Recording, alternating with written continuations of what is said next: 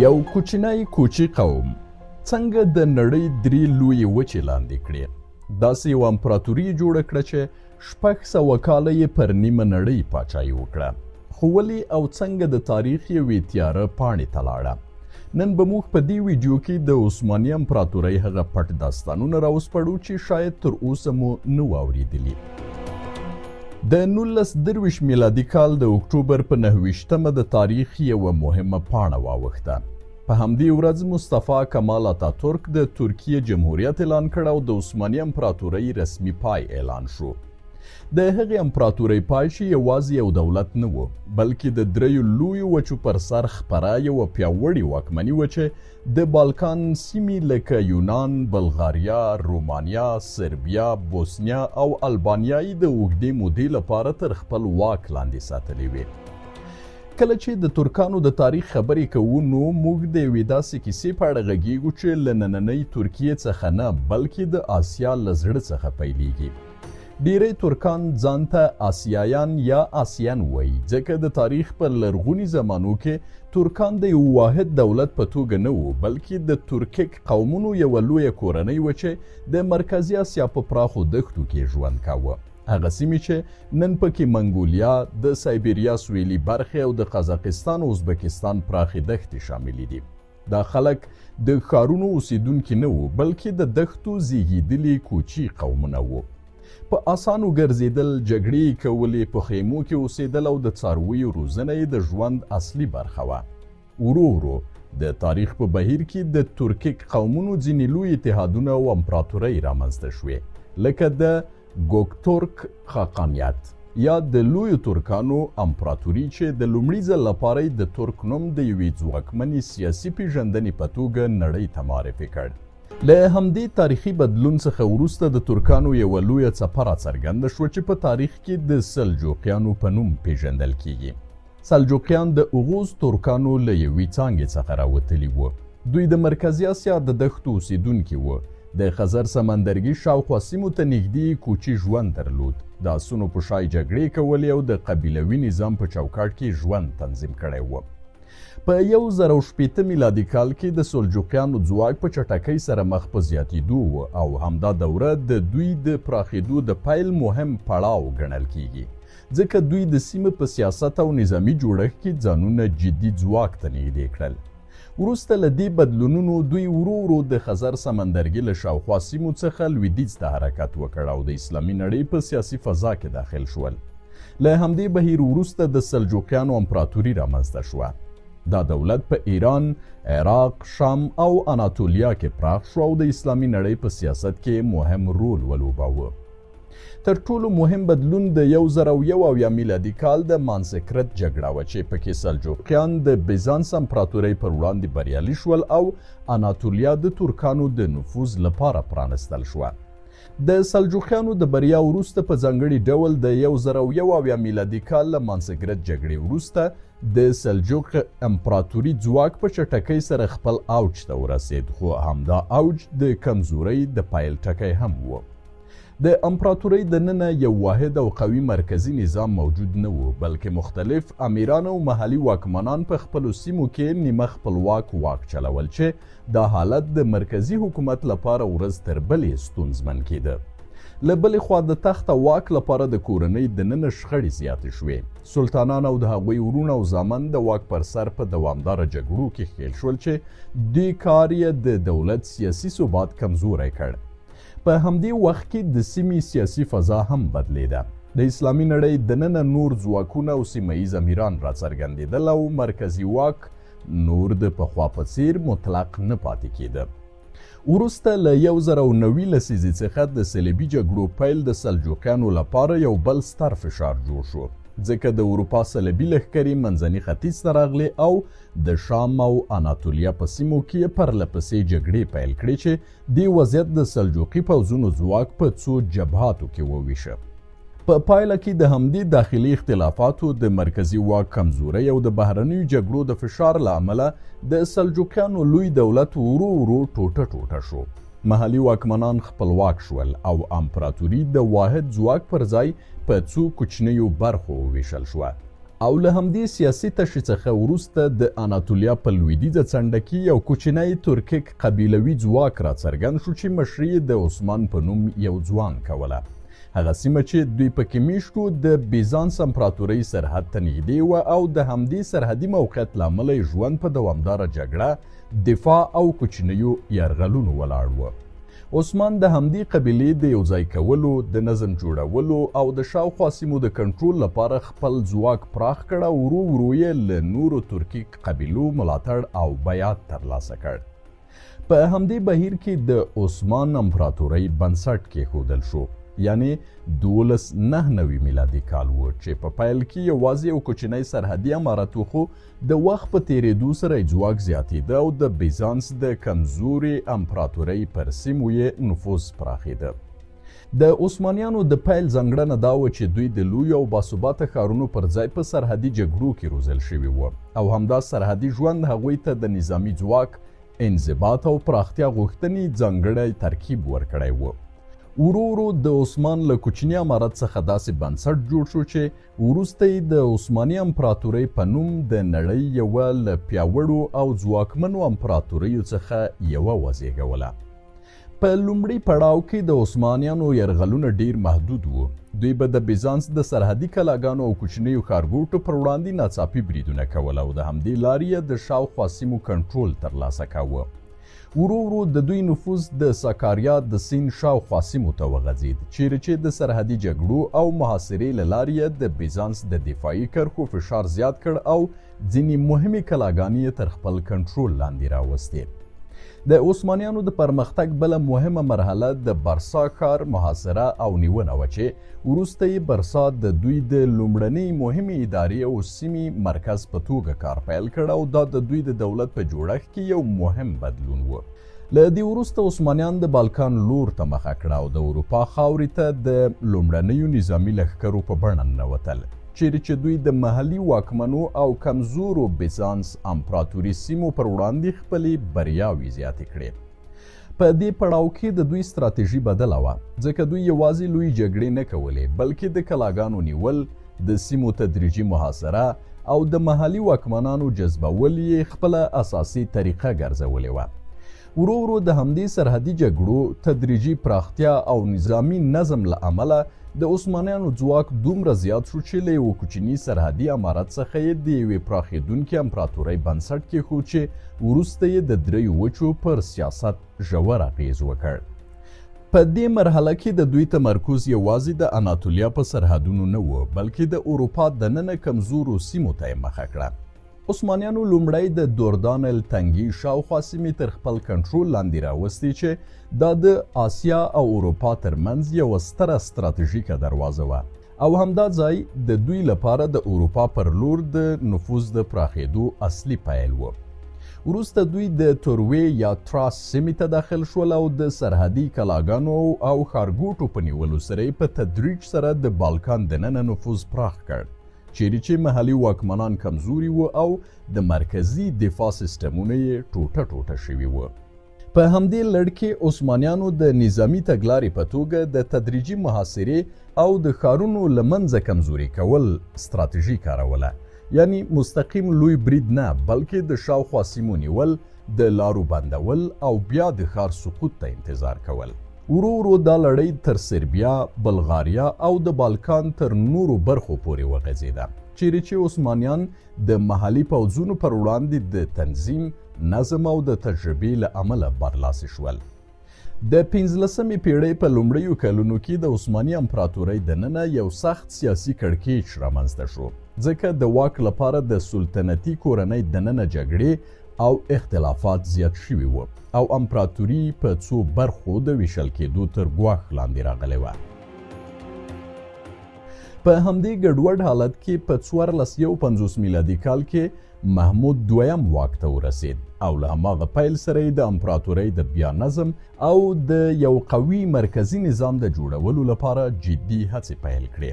هغه یوازې د داخلي ثبات د بیا ټینګولو هڅه ونه کړه بلکې د امپراتورۍ د سترې پراختیا لپاره یې یو تاریخي هدف وټاکه چې د قسطنطنیې نیول و، هغه ښار چې د کانستانتین تر واک لاندې و او د بیزانس امپراتورۍ وروستی قوي مرکز بلل کېده. په 1453 میلادي کال کې د اوږدې محاصرې، نظم، توپچي بریدونو او دقیقې نظامي ستراتیژۍ له لارې عثماني ځواکونو 11 قسطنطین ووژل. قسطنطنیه تر خپل کنټرول لاندې راوسته او دا ښار د امپراتورۍ نوې پلازمینه وټاکل شوه چې وروسته یې د استانبول نوم خپل کړ.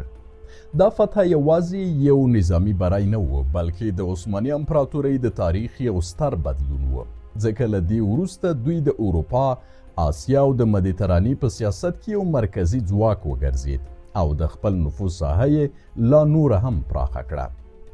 د 1453 میلادي کال له سترې فتحې وروسته کله چې قسطنطنیه د محمود دویم لخوا ونیول شوه، په ښار کې یو لړ سمبولیک بدلونونه پیل شول چې د نوي واکمنۍ د راتګ څرګندونه یې کوله.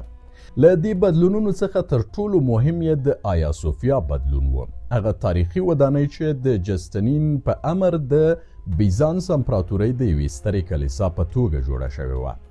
عثمانیانو دا ودانۍ د خپل نوي واک د نښې په توګه په جومات بدله کړه او وروسته یې پرې 14 منارې ورزیاتې کړې چې د اسلامي معماري او د نوي امپراتورۍ د هویت څرګند سمبول وګرځید. د قسطنطنیې له سترې فتحې وروسته واک لا ډیر قوي شو. عثماني امپراتوري د پراخېدو په یو نوي او منظم پړاو کې داخله شوه. په دې دوره کې عثماني ځواکونو د بالکان او مدیترانې په مهمو سیمو کې د فتوحاتو لړۍ چټکه کړه چې له مهمو هغو څخه یې د یونان د موریا سیمې نیول، د شمالي اناتولیا د ترابزون امپراتورۍ سقوط او په بالکان کې د بوسنیا بشپړ ادغام د عثماني دولت په چوکاټ کې شامل و. تر 1481 میلادي کال پورې د دویم محمود د وفات پر مهال عثماني امپراتوري د اروپا، آسیا او د مدیترانې په پراخو سیمو کې واکمني کوله چې اناتولیا تقریبا بشپړ، د بالکان لویه برخه لکه بوسنیا او بلغاریا، د یونان مهمې سیمې په شمول د موریا او د تور سمندرګي شاوخوا مهم ستراتیژیک ښارونه لکه ترابزون یې تر خپل کنټرول لاندې راوستي وو.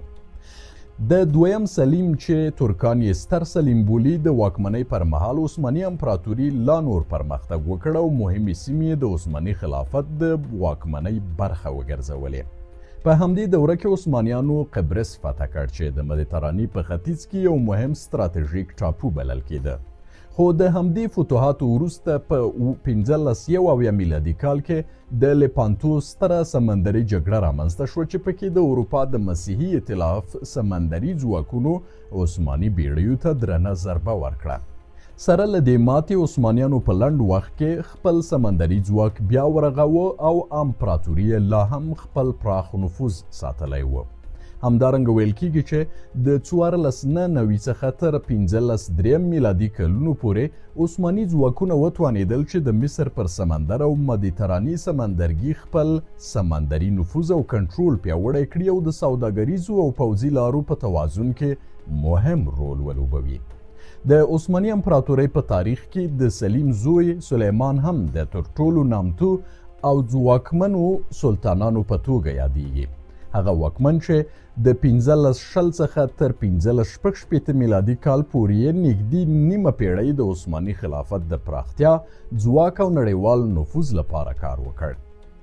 سلیمان د عثماني امپراتورۍ د یو سیمه‌ییز ځواک پر ځای د یو نړیوال قدرت د جوړولو هڅه کوله او د همدې هدف لپاره یې په اروپا، مدیترانه او منځني ختیځ کې پرله‌پسې نظامي او سیاسي کمپاینونه پیل کړل. په 1521 میلادي کال کې عثماني ځواکونو بلګراد ونیو چې د اروپا پر لور د پرمختګ یوه مهمه دروازه بلل کېده او وروسته په 1522 کې د رودز ټاپو فتح کړ. هغه ستراتیژیک ځای چې د مدیترانې په سمندري توازن کې مهم اهمیت درلود. ورو ورو د سلیمان د فتوحاتو لړۍ نور هم پراخه شوه. عثماني ځواک د بالکان له لارې د مرکزي اروپا تر ژورو سیمو ورسید او په 1529 میلادي کال کې د ویانا تر دروازو پورې پرمختګ وکړ چې دا د عثماني نفوذ د اوج یوه مهمه نښه ګڼل کیږي. د سلیمان د واکمنۍ تر پایه عثماني امپراتورۍ د اروپا په بالکان، هنګري او د تور سمندرګي تر شاوخوا سیمو، د آسیا په اناتولیا، شام، عراق او د عربو تر مهمو برخو او د افریقا په مصر، طرابلس او د شمالي افریقا په ګڼو ساحلي سیمو واکمني کوله او په همدې توګه عثماني امپراتوري د دریو وچو یو له سترو او ځواکمنو امپراتوریو څخه یوه ګرځېدلې وه. د سلیمان د دورې پر مهال عثماني امپراتوري نه یوازې د ځمکو له پلوه پراخه شوه بلکې د پوځ، قانون، ادارې او سمندري ځواک له نظره هم د نړۍ له سترو امپراتوریو څخه وګرځېده او د اروپا، آسیا او افریقا په سیاست او اقتصاد کې مرکزي رول خپل کړ. د عثماني امپراتورۍ د پرله پسې فتوحاتو تر شا یو مهم لامل د دوی منظم او ښه روزل شوی نظامي ځواک و. عثمانیانو د پلي ځواکونو، سپرو لښکرو او قوي توپخانې ترمنځ داسې منظم توازن جوړ کړ چې د خپل وخت د ډیرو پوځونو په پرتله پرمختللی بلل کېده. په ځانګړي ډول د عثماني توپخانې ځواک د قلعهګانو او لویو ښارونو په محاصرو کې مهم رول درلود او همدغه توپونه وو چې د قسطنطنیې د کلکو دیوالونو په ماتولو کې تاریخي اغیز وکړ. له بلې خوا د دوی تر ټولو مشهور او ځواکمن پوځي ځواک د ینیچري په نوم یادېده. هغه ځانګړی پوځ چې ډیری غړي یې په لومړیو کې د مسیحي کورنیو له ځوانانو څخه راټول شوي وو، عثمانیانو هغوی د ډیویشرم نظام له لارې نیول، اسلام ته یې داخلول او بیا یې د سختې نظامي روزنې وروسته د سلطنت ځانګړي پوځ ته شاملول. دغه ینیچریان د عثماني امپراتورۍ تر ټولو منظم، وفادار او مسلکي ځواک ګڼل کېده او د امپراتورۍ په لویو جګړو او فتوحاتو کې اساسي رول درلود. په همدې وخت کې عثمانیان د اروپا له مسیحي سلطنتونو او اتحادونو سره هم په پرله پسې جګړو کې ښکېل وه، ځکه د بالکان، مدیترانې، مرکزي اسیا، مرکزي اروپا پر سر د نفوذ سیالي ورځ تر بلې پراخېده. د 1565 او 1591 میلادي کلونو ترمنځ هم د عثمانیانو او اروپایي مسیحي ځواکونو ترمنځ څو مهمې جګړې وشوې چې له مهمو هغو څخه یې د مالټا ستره محاصره او وروسته د لیپانتو مشهوره سمندري جګړه یادیږي. په 1565 کې عثماني ځواکونو د مالټا ټاپو د نیولو هڅه وکړه، خو د سخت مقاومت له امله بریالي نشول او څو کاله وروسته په 1571 کې د لیپانتو په سمندري جګړه کې د اروپا مسیحي ائتلافي بیړیو د عثماني سمندري ځواک پر وړاندې مهمه بریا خپله کړه چې دا د مدیترانې په سمندري توازن کې یو مهم بدلون بلل کیږي. سره له دې عثمانیان بیا هم د نړۍ له سترو نظامي قدرتونو څخه پاتې شول او په اروپا، آسیا او افریقا کې خپل پراخ نفوذ وساته. همدارنګه عثمانیانو یوازې پر وچه نه بلکې په سمندر کې هم خپل نفوذ پراخ کړ او ورو ورو یې په مدیترانې سمندرګي کې د قوي سمندري ځواک په جوړولو سره مهمې سوداګریزې او نظامي لارې تر خپل کنټرول لاندې راوستې. همدا منظم پوځ، قوي توپخانه، تجربه لرونکي سپاره ځواکونه او د مدیترانې پر سمندري لارو د عثمانیانو زیاتېدونکی نفوذ د دې امپراتورۍ د چټکې پراختیا او پرله پسې فتوحاتو له مهمو عواملو څخه ګڼل کیږي. په 1591 میلادي کال کې د لیپانتو په ستره سمندري جګړه کې د اروپا د مسیحي هیوادونو ګډ ائتلاف چې د هولي لیګ په نوم یادېده د هسپانیې، وینس او پاپ تر مشرۍ لاندې له شاوخوا 200 څخه ډیرو جنګي بیړیو او لسګونو زرو سمندري سرتیرو سره د عثماني سمندري ځواک پر وړاندې جګړه وکړه. په دې جګړه کې عثمانیان د سختو توپچي بریدونو، منظم سمندري صفبندۍ او نږدې جګړو له امله له سترې ماتې سره مخ شول. ګڼ شمېر بیړۍ یې له منځه ولاړې او زرګونه پوځیان یې ووژل شول چې دا د عثماني سمندري ځواک لپاره د هغه وخت تر ټولو درنه ضربه بلل کیږي. دغه راز د 1566 میلادي کال د موهات جګړه د عثماني امپراتورۍ او اروپا د تاریخ له تر ټولو مهمو جګړو څخه ګڼل کیږي. هغه جګړه چې پکې د سلیمان تر مشرۍ لاندې عثماني ځواکونو د هنګري پوځ ته سخته ماتې ورکړه. دا جګړه ځکه ډیره مهمه بلل کیږي چې د هنګري سلطنت عملي سقوط یې رامنځته کړ او عثمانیانو ته یې مرکزي اروپا پر لور د پراخېدو لار پرانسته. له موهاچ وروسته عثماني ځواک تر ویانا پورې ورسید او اروپایي قدرتونو دا خطر احساس کړ چې که د عثمانیانو مخه ونه نیول شي نو ښایي د مرکزي اروپا لویې برخې د عثماني خلافت تر کنټرول لاندې راشي. له همدې امله د موهاچ جګړه یوازې یوه نظامي بریا نه وه بلکې هغه تاریخي بدلون و چې د اروپا عثماني امپراتورۍ ترمنځ د اوږدې سیالۍ او لویو جګړو نوی پړاو پیل کړ. خو د ویانا کیسه دلته پای ته نه رسیږي. له لومړۍ محاصرې شاوخوا یوه نیمه پیړۍ وروسته په 1483 میلادي کال کې عثماني امپراتورۍ یو ځل بیا د ویانا د نیولو ستره هڅه وکړه او دا ځل د مصطفی پاشا تر مشرۍ لاندې. عثماني ځواکونو د ویانا ښار کلک کلابند کړ او داسې ښکارېده چې ښایي دا مهم اروپایي ښار سقوط وکړي، خو د اروپا د مسیحي قدرتونو ګډ ائتلاف په ځانګړي ډول د پولنډ پاچا جان سبسکي تر مشرۍ لاندې ځواک د ښار د ژغورلو لپاره راورسېد. وروسته له همدې سختې ماتې عثماني امپراتورۍ د اروپا پر لور خپل حرکت ورو کړ او شاتګ یې مهم وباله. ډېری تاریخ پوهان د 1483 کال د ویانا ناکامه محاصره د عثماني امپراتورۍ د نظامي او سیاسي زوال له مهمو تاریخي نقطو څخه ګڼي، ځکه له همدې وروسته د اروپا ځواکونه ورو ورو له دفاعي حالت څخه بریدیز حالت ته واوښتل. د 18مې پیړۍ په وروستیو او د 13مې پیړۍ په لومړیو کې عثماني امپراتوري د تدریجي کمزورۍ پړاو ته داخله شوه. په دې وخت کې مصطفی واکمن و چې هڅه یې وکړه د امپراتورۍ پخوانی نظامي ځواک بیرته راژوندی کړي او د اروپا پر ضد ځینې کمپاینونه یې پیل کړل. خو د 1813 د پاسارویتس تړون وروسته عثماني دولت اړ شو چې د اتریش او وینز په وړاندې خپلې ځینې مهمې سیمې له لاسه ورکړي او دا د دوی د نفوذ د کمېدو واضح نښه وه. وروسته د 13مې پیړۍ په لومړیو کې د احمد دریم د واک پر مهال د لالي دورې په نوم یو نسبي آرام پړاو راغی، خو په حقیقت کې دا دوره د داخلي کمزورۍ او د اروپایي قدرتونو د پیاوړتیا سره مل وه. په لنډه توګه په دې پړاو کې عثماني امپراتوري لا هم موجوده وه، خو د پخواني پراخېدونکي ځواک پر ځای یې د تدریجي افول، دفاعي سیاست او د سیمو د لاسه ورکولو بهیر تجربه کاوه. د عثماني امپراتورۍ د افول تر شا څو مهم او تدریجي عوامل وو، نه یوازې یو علت. په 15مې پیړۍ کې د محمود په څیر سلطانان په خپله د جګړو، اداري او ستراتیژۍ مشري کوله او دولت یو قوي مرکزي نظم درلود. خو د 18مې او 13مې پیړۍ په اوږدو کې د سلطنتي نظام بڼه بدله شوه.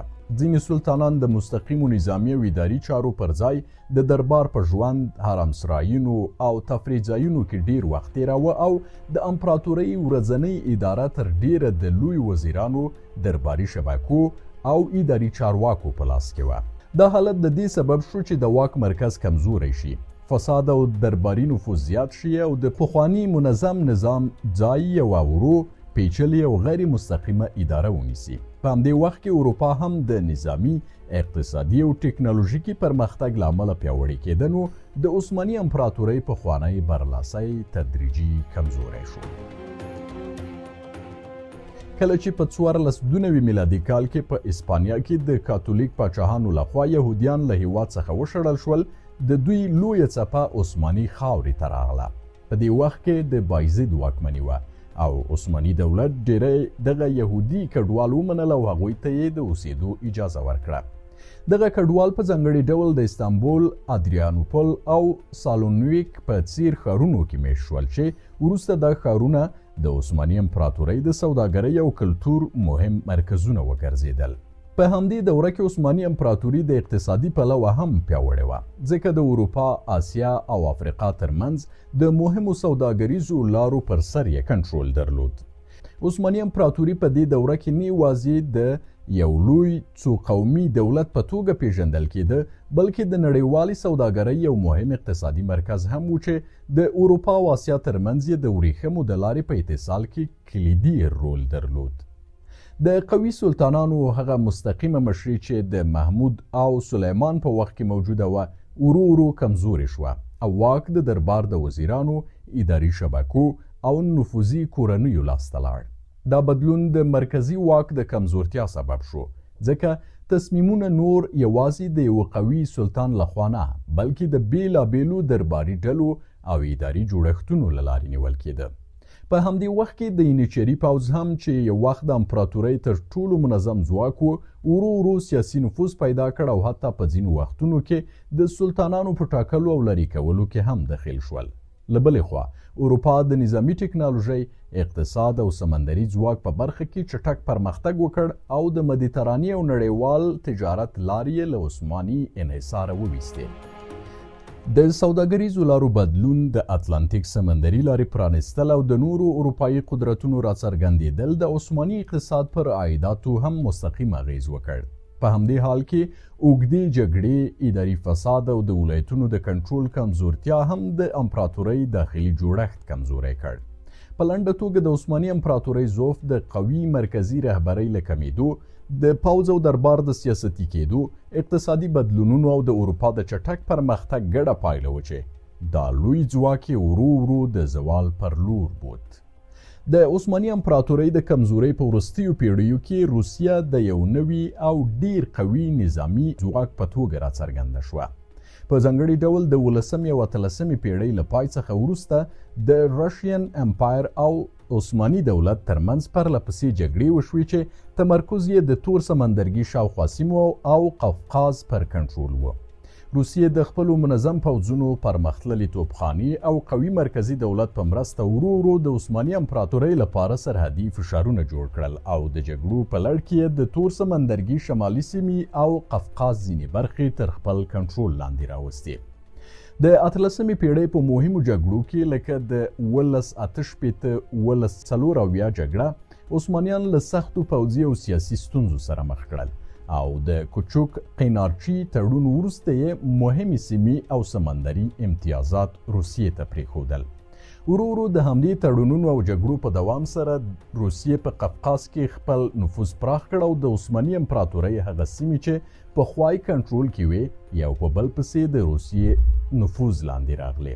په همدې اوږده زوال کې د عثماني امپراتورۍ نورې لرې سیمې هم ورو ورو له مرکزي واکه ووتې. مصر، لیبیا او د شمالي افریقا ځینې برخې په تدریجي ډول د محلي واکمنانو، اروپایي فشارونو او وروسته د مستقیم استعماري کنټرول لاندې راغلي او بالاخره یې عصري خپلواک هیوادونه جوړ کړل. په لنډه توګه د روسیې پرمختګ او د شمالي افریقا او منځني ختیځ د سیمو بیلیدل د عثماني ضعف، جګړو او د نړیوال قدرت د توازن د بدلون ګډه پایله وه چې د یوې لویې امپراتورۍ نقش یې ورو ورو بدل کړ.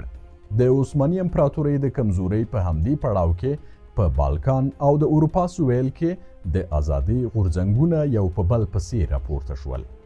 په 1804 میلادي کال کې د سربیا لومړنی لوی پاڅون پیل شو چې د عثماني واک پر ضد د بالکان د خلکو د ازادۍ د مبارزې یو مهم پړاو بلل کیږي. دا پاڅون د محلي رهبرانو په مشرۍ رامنځته شو او ورو ورو یې د عثماني ادارې پر وړاندې نظامي بڼه خپله کړه. که څه هم عثماني ځواکونو په لومړیو پړاوونو کې دا حالت په سختۍ وځاپه، خو دا د بالکان د خپلواکۍ د اوږدې پروسې پیل وګرځېد. وروسته په 1821 میلادي کال کې د یونان د خپلواکۍ جګړه پیل شوه چې د عثماني امپراتورۍ لپاره له تر ټولو مهمو او اوږدمهاله ننګونو څخه وه. یوناني پاڅون د ملي احساساتو، اروپایي ملاتړ او د عثماني ادارې د کمزورۍ په فضا کې پراخ شو او په پای کې په 1829 میلادي کال کې د روسیې، بریتانیا او فرانسې د ګډ ملاتړ او د ناورینو سمندري جګړې له اغېز وروسته یونان وتوانید چې د عثماني سمندري ځواک ته لویه ماته ورکړي او د یونان د خپلواک دولت بنسټ کېښودل شي. دا دواړه پیښې د سربیا پاڅون او د یونان د خپلواکۍ جګړه د دې نښه وه چې عثماني امپراتوري نور د پخوا په څیر بشپړ کنټرول نه درلود او د بالکان سیمه د نوي ملي دولتونو پر لور روانه وه. د 19مې پیړۍ په منځنیو او وروستیو کې د عثماني امپراتورۍ د کمزورۍ بهیر نور هم چټک شو او په همدې وخت کې د اروپا په ملاتړ یو شمېر سیمې له عثماني واکه جلا کېدې. په ځانګړي ډول د سربستان او رومانیا د نیمه خپلواکۍ حالت نور هم پیاوړی شو چې روسیې یې سیاسي ملاتړ کاوه، ځکه روسیه ځان د ارتودوکس مسیحي ملتونو ملاتړی بولي. په 1880 لسیزه کې وضعیت لا ډیر بدل شو.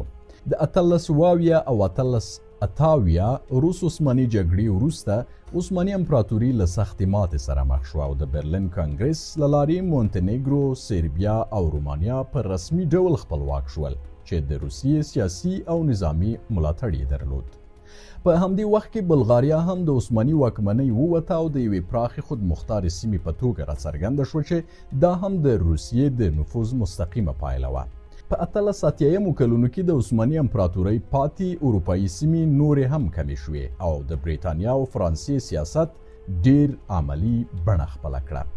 بریتانیا او فرانسې ځینې وختونه د عثماني امپراتورۍ ملاتړ کاوه ځکه چې دوی د روسیې د نفوذ د ډیر پراخېدو او د مدیترانې او منځني ختیځ له لارې د روسیې نفوذ څخه ویره لرله، نو عثماني امپراتوري د توازن ساتونکي ځواک په توګه ساتله څو په سیمه کې د روسیې پرمختګ محدود کړي. نو په لنډه توګه ویلی شو چې د 1880 1890 او 1880 لسیزو بدلونونه د بالکان د خپلواکۍ، د روسیې د نفوذ او د بریتانیا او فرانسې د توازن سیاست ګډه نتیجه وه چې عثماني امپراتوري ورو ورو د خپلو ډیرو اروپایي سیمو له لاسه ورکولو ته اړیسته. د 19مې پیړۍ له وروستیو څخه تر 20مې پیړۍ پورې عثماني امپراتوري په پرله پسې جګړو او داخلي بحرانونو کې ښکېله شوه او دا هغه پړاو و چې د یوې سترې امپراتورۍ پای او د یوې نوې ترکیې د جوړېدو پیل پکې لیدل کیږي. په 1890 میلادي کال کې عثماني امپراتوري له یونان سره په جګړه کې ښکېله شوه چې د کوریټ او د بالکان د نفوذ پر سر رامنځته شوې وه او که څه هم عثمانیانو نظامي بریا ترلاسه کړه خو نړیوالو فشارونو یې د سیمو د له لاسه ورکولو بهیر نور هم چټک کړ. په 1911 او 1912 کلونو کې د ایټالو عثماني جګړه یا ایټالو ترکیش وار رامنځته شو چې پکې ایټالیا د لیبیا سیمې نیولې او عثماني امپراتوري د شمالي افریقا وروستۍ لویه برخه له لاسه ورکړه.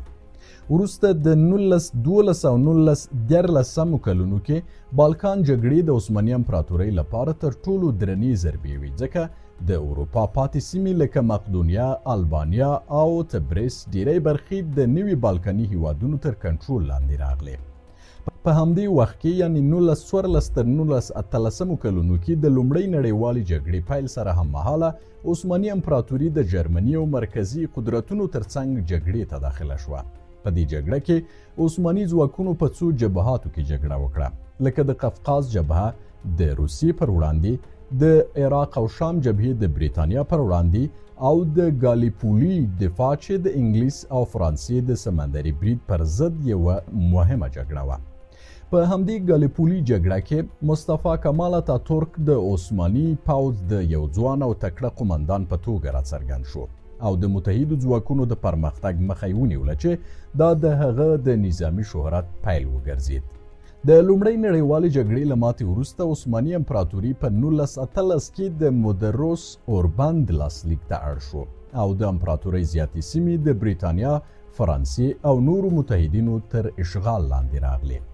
په همدې بحراني حالت کې د 1919 او 1922 ترمنځ د ترکیې خپلواکۍ جګړه پیل شوه چې مشري د عثماني خلافت تر واک لاندې جنګیالي جنرال مصطفی کمال اتاتورک کوله. هغه د یوناني ځواکونو پر ضد په لویدیځ اناتولیا کې جګړې وکړې خو د فرانسوي ځواکونو سره یې په سویل کې سیاسي او نظامي توافقات وکړل او د ارمني ځواکونو سره یې د ختیځ اناتولیا په سیمه کې هم جګړې وشوې. اتاتورک د دې جګړو په پایله کې وتوانید چې د اناتولیا ډیره برخه تر خپل کنټرول لاندې وساتي او د بهرنیو ځواکونو حضور پای ته ورسوي. وروسته په 1923 میلادي کال کې د لوازون تړون لاسلیک شو چې له مخې د نوې ترکیې پوله په رسمي ډول ومنل شوه او د عثماني امپراتورۍ ځای د ترکیې جمهوریت ونیو. همدارنګه د همدې کال په پای کې پلازمینې له قسطنطنیې یعنی استانبول څخه انقرې ته ولېږدول شوه ځکه انقره د خپلواکۍ د جګړې په جریان کې د اتاتورک د ملي حکومت مرکز و او د نوي دولت لپاره یو خوندي او مرکزي موقعیت درلود. په لنډه توګه د 19مې او 20مې پیړۍ جګړې د عثماني امپراتورۍ وروستۍ بې بندوبارۍ، یو شمیر بهرني عوامل او د اتاتورک د خپلواکۍ جګړې ټول د دې سبب شول چې یوه زړوره، پراخه او نه ماتېدونکې امپراتوري پای ته ورسیږي او په ځای یې اوسنۍ عصري ترکیه رامنځته شي. که دا ویډیو مو خوښه شوې وي لایک یې کړئ، په کمنټ کې خپل نظر راسره شریک کړئ او که زموږ چینل ته نوي یاست نو زموږ چینل سبسکرایب کړئ او له نورو ملګرو سره هم شریک کړئ.